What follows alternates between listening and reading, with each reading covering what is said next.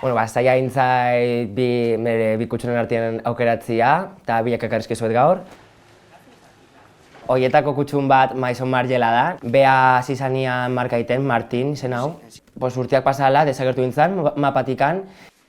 Genero ez-binarioa dala ez neska ez mutila, zehan bezala zehala, eta punto. Erakarri nintzen, eta esan nun, hau da nire pasarela, oso identifikauta naho, eta horregatik aukera nun, eta txaketa hauin nun.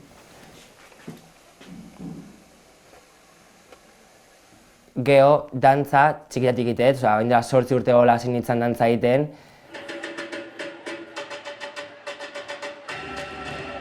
Eta oindela pare bat, bogina hasi nintzen ikasten.